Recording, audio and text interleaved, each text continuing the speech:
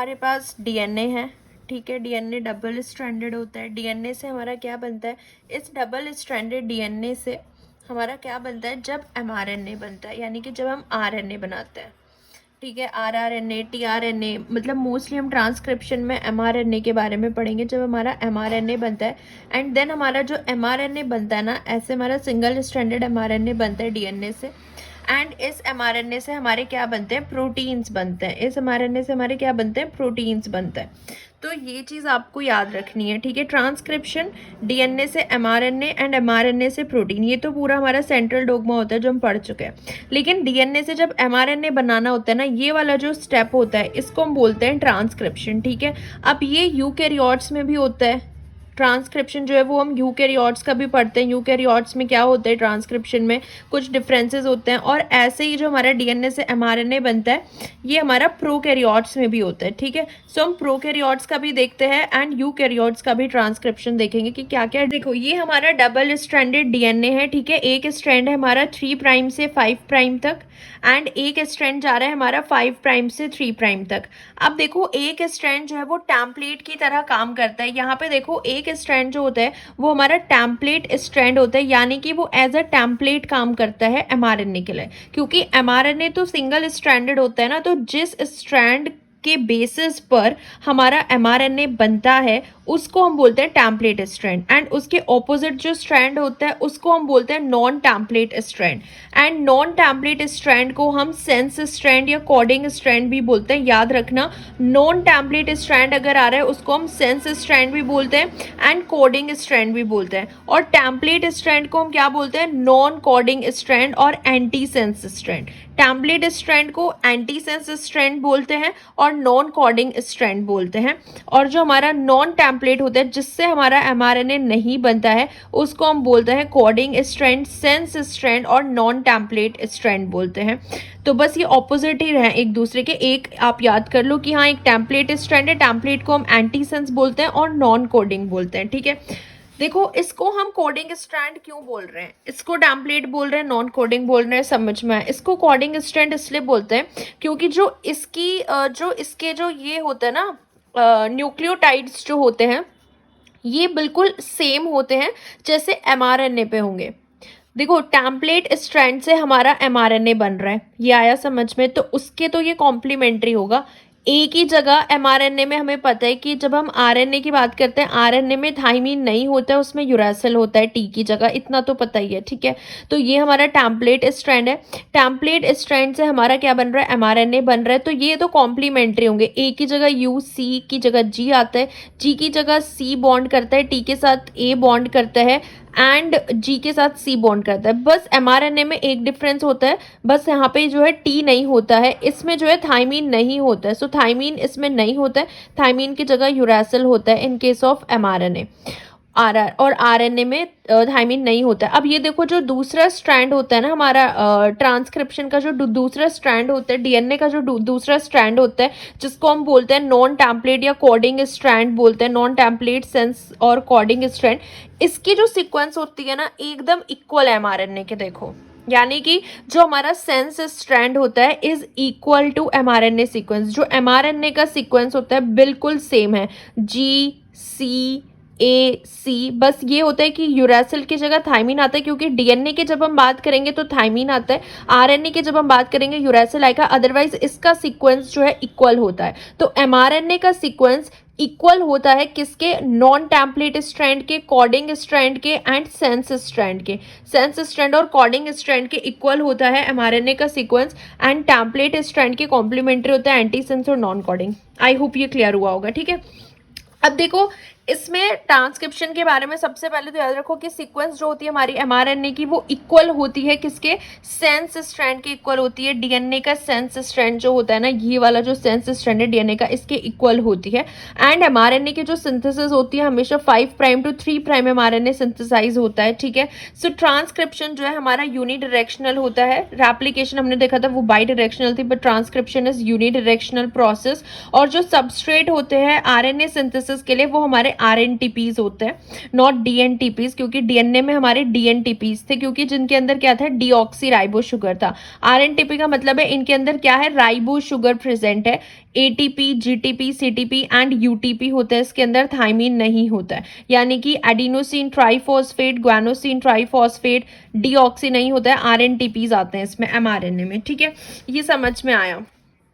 ये क्वेश्चन है कि सीक्वेंस दे रखी है, फर्स्ट स्ट्रैंड ऑफ डीएनए, हमें जो रिवर्स ट्रांसक्रिप्शन के बाद मिला है डीएनए, उसका जो सीक्वेंस होगा वो किसके इक्वल होगा, sense DNA strand, anti sense DNA strand, anti sense RNA, mRNA.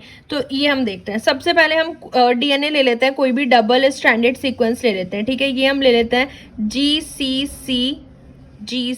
ठीक है, ये इसके कॉम्प्लीमेंट्री होगा CGG एंड ये क्या होगा CNG।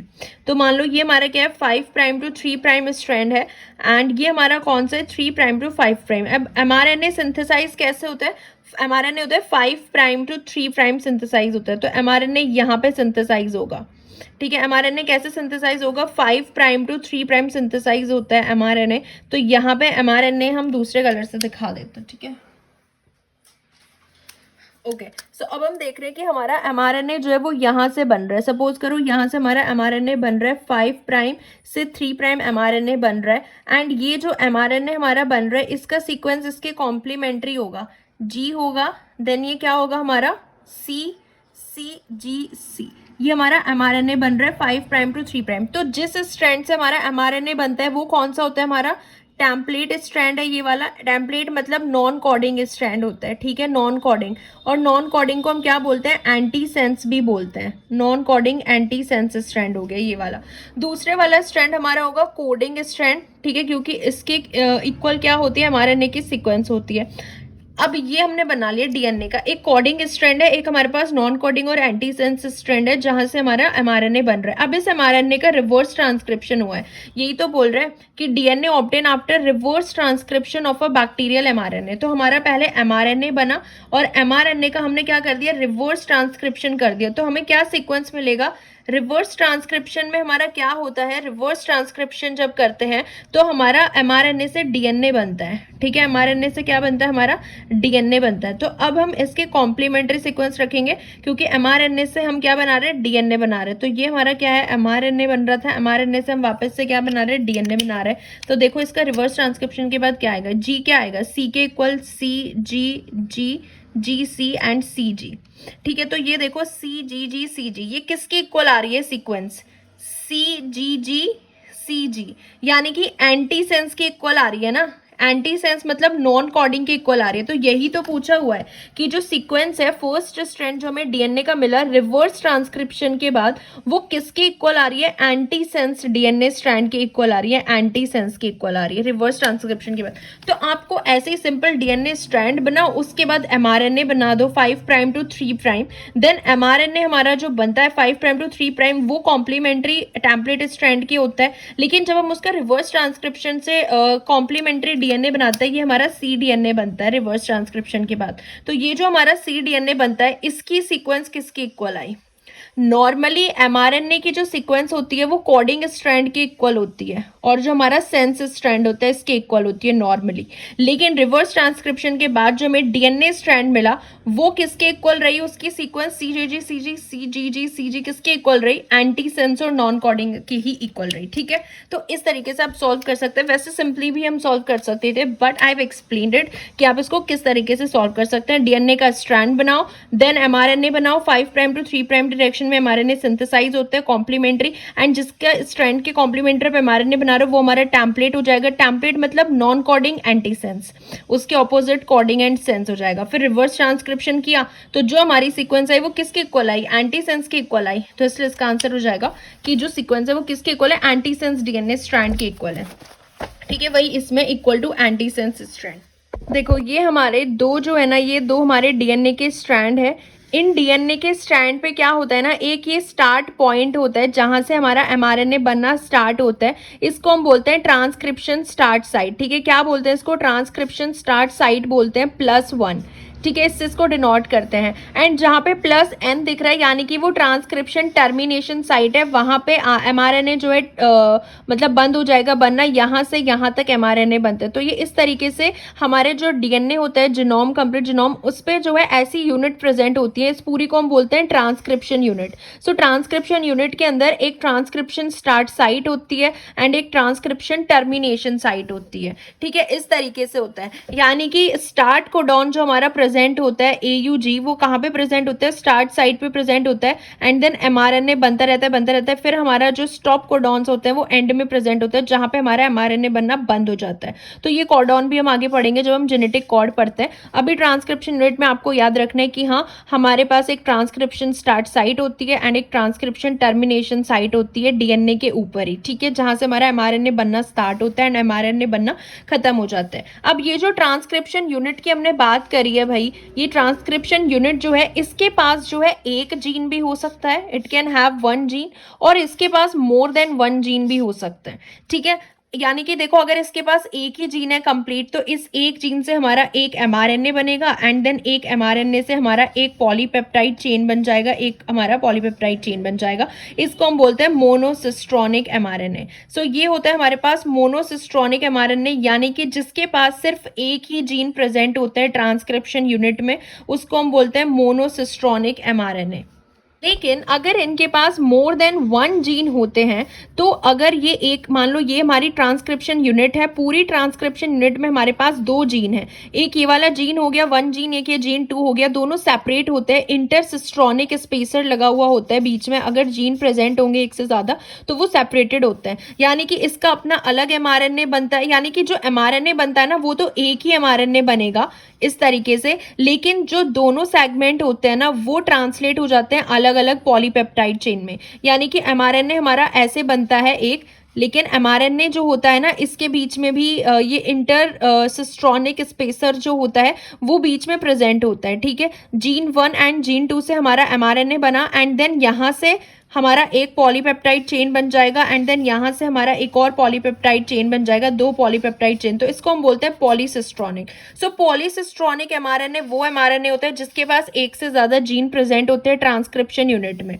तो जो पॉलीसिस्ट्रॉनिक mRNA होता है ना, ये देखो, P से पॉलीसिस्ट्रॉनिक mRNA एंड P से प्रोकैरियोट। सो जो बैक्टीरिया होते हैं प्रोकैरियोट, उसमें ये मिलता है हमें पॉलीसिस्ट्रॉनिक mRNA की एक से ज्यादा जीन प्रेजेंट होता है। जैसे हम लैक ऑपेरॉन में देखते हैं ना, बैक्टीरिया इकोलाई के अंदर हम देखते हैं कि लैक ZYA जीन प्रेजेंट होते हैं, अलग अलग, सब अपना अलग अलग प्रोटीन बनाते हैं, है ना। तो ये प्रोकैरियोट में देखने को मिलता है पॉलीसिस्ट्रॉनिक mRNA, जिसमें इनका जो mRNA बनता है वो एक बनता है, उसके बाद जो पॉलीपेप्टाइड चेन्स होती हैं वो अलग अलग बनती हैं। मोनोसिस्ट्रॉनिक जो होता है यूकैरियोट्स में हमें देखने को मिलता है मोनोसिस्ट्रॉनिक mRNA, जिसमें हमारी ट्रांसक्रिप्शन यूनिट में एक ही जीन प्रेजेंट होता है, सिंगल जीन। जैसे हम ह्यूमंस की बात करें तो मोनोसिस्ट्रॉनिक mRNA। तो ये हमने देख लिया monocistronic mRNA and polycistronic mRNA के बारे में।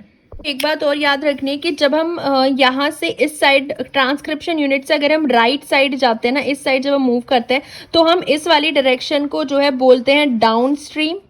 ठीक है, इस वाली डायरेक्शन को हम बोलते हैं डाउन स्ट्रीम। एंड अगर इससे हम इस साइड जाते हैं, ट्रांसक्रिप्शन यूनिट से डीएनए पे इस साइड मूव करना होता है, तो इस साइड रीड करते हैं, तो उसको हम बोलते हैं अप स्ट्रीम। ठीक है, तो याद रखना राइट साइड डाउन स्ट्रीम, इसको आप RDC तो सभी जानते, तो RD से याद रख सकते हो। यानी कि अगर राइट साइड जा रहे हैं तो क्या होता है, डाउन स्ट्रीम होता है, right side down stream. And उसका ऑपोजिट होगा कि वो अप स्ट्रीम जा रहे हैं। ठीक है, ट्रांसक्रिप्शन में देखो, हमने ये देख लिया कि जो RNA होता है उसको हम ट्रांसक्रिप्ट भी बोलते हैं, वो सिंथेसाइज होता है 5 प्राइम टू 3 प्राइम डायरेक्शन में। ठीक है, ट्रांसक्रिप्शन जो है वो सिमिलरली केमिकली और एंजाइमेटिकली डीएनए जैसा ही होता है, डीएनए रेप्लिकेशन जैसा, बस इसमें थोड़ा बहुत डिफरेंस होता है। पहले तो इसमें ये होता है कि हमें राइबोन्यूक्लियोटाइड यूज करने होते हैं, ना कि डीऑक्सीराइबोन्यूक्लियोटाइड, ये मैंने आपको पहले बता दिया है। दूसरा होता है हमें इसमें कोई प्राइमर की भी जरूरत नहीं होती है, क्योंकि RNA पॉलीमरेज जो एंजाइम है वो नया RNA जो है डीएनए से बना सकते हैं बिना किसी प्राइमर की, उसको जरूरत नहीं है। सो दूसरा इंपॉर्टेंट है कि प्राइमर इंडिपेंडेंट होता है ट्रांसक्रिप्शन, जब हम डीएनए से mRNA या RNA बना रहे होते हैं। ये एक सेलेक्टिव प्रोसेस होता है, ये इंपॉर्टेंट पॉइंट है, ये याद रखना कि ये कैसा होता है, एक सेलेक्टिव प्रोसेस होता है। यानी कि जो ट्रांसक्रिप्शन है ना, वो सिर्फ हमारे जीनोम के कुछ सेलेक्टिव ही पार्ट होते हैं जिसको वो ट्रांसक्राइब करता है, यानी कि जिससे हमारा mRNA बनता है, उनको हम बोलते हैं ट्रांसक्रिप्शन यूनिट। ऐसा नहीं है पूरे जीनोम से हमारा mRNA बन जाएगा। कुछ कुछ पार्ट होते हैं जहाँ से हमारा ट्रांसक्रिप्शन जो है स्टार्ट होता है एंड देन उसका एंड पॉइंट होता है। तो बहुत ही सेलेक्टिव प्रोसेस होता है। Only one of the DNA strand जो है एक टेम्पलेट की तरह काम करेगा जिससे आरएनए बनता है। ये भी हो गया, यूनिडायरेक्शनल भी हो गया। ठीक है, तो ये था ट्रांसक्रिप्शन के बारे में।